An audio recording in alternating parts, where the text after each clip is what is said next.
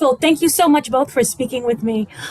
What I wanted to know was, it seems that in the second season we get more of the tale of BMF forming as a group, and Mhm. so what it seemed that for Meech, the BMF was formed as kind of a direct response to both poverty and wanting to form a brotherhood.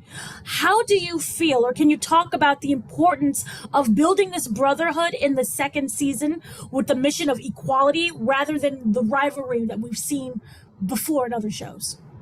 Right, so that's why everybody loved my dad, and I'm pretty sure that that's what made him Yes. different from others because of his loyalty and the way that he was with everybody. He tried to put everybody on, and he tried to unite everybody. He didn't want it to be any beef. He didn't want people to go against each other and try and be violent and harm each other. He wanted to bring everybody together so they could all make money and provide for themselves.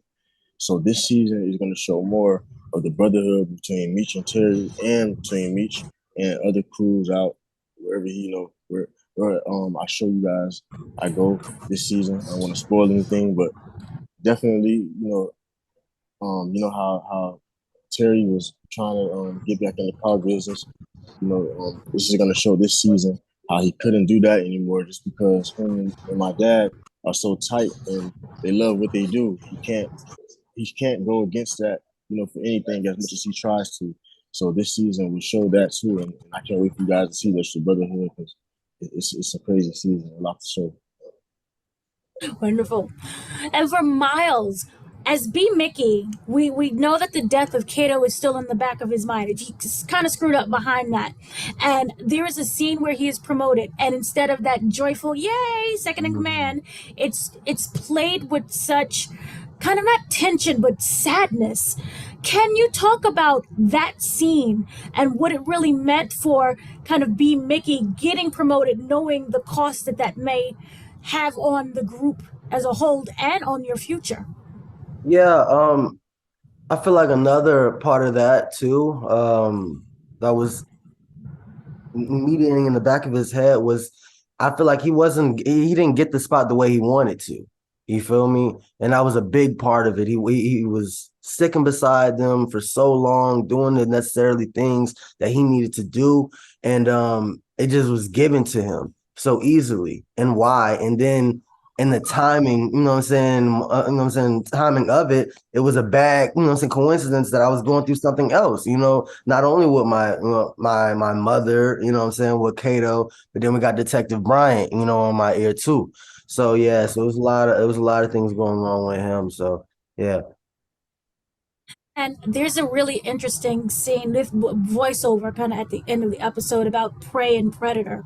With everything that's going on in season two, especially for you, for Meech, as your father, sorry. I wanted to know, in season two, did you consider yourself more as the predator than the prey for both of you? Mm, Um, I feel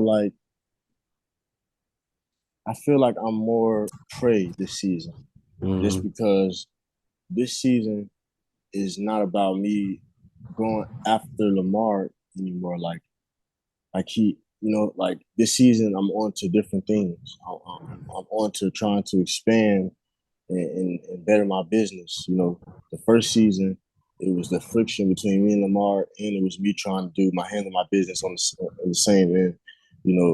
Battling with both. But this season, it's not so much Lamar because he's out of the way. So I'm not necessarily a predator. I'm trying to just get all the business and not everybody, like I was saying before. So I feel like I'm more prey this season. For my character, I can feel like I was prey. Because for B Mickey, he was placed in a lot of different scenarios where he had to be submissive to it, and that wasn't always him. He was always the go getter. If Meets tell him to do something, he would do it. No questions asked. Let's go find him. And through this next season, he had to evaluate every decision that he made correctly, and even if it wasn't the right one, he couldn't justify it because he know what he had to do, what I'm saying, and to means to keep everybody's, what I'm saying, mindset balanced in and out of the way, from what he is doing. So yeah. You, Meech, there is a scene that's between you and the actress who plays Grace, who is the babysitter. We see how the direct effects of drugs kind of impacted her. But she does say something about we all make a choice. I can live with mine. For both of you, for both Myles and Meech, can you say whether or not you can live with the decisions that's being made in season 2? Uh, they're tough decisions. But I feel like yes, I have to live with it, and I'm Meech is a person who is not apologetic, non-apologetic, and he goes with his first mind, and he trusts his first mind. He doesn't take it back, So I feel like no. I feel like I could live with the decisions that B-Mickie made because he wasn't playing both sides. He was playing the sides that he was always on, which was Meech and his family, you know? And I could live with that regardless of what it was. I know the end goal and I know his motive. So yeah. Okay. So Dimitri is by himself this season. He's the leader of his own organization. His brother is not there. Can you talk about the weight of that responsibility of making all of the choices kind of just on yourself instead of having someone to bounce off? Uh, at first, it probably doesn't, dawn on you when uh, your partner, like when you lose your partner or when your partner's not around anymore, and you forget how much help he was or she was, So I feel like, especially since it's being my brother, I definitely miss him being with me doing it, and definitely need him back. As much as I probably don't feel like it, being arrogant or. So it's I feel like definitely the brothers make a better teamwork. Everything's better when they come together and do it.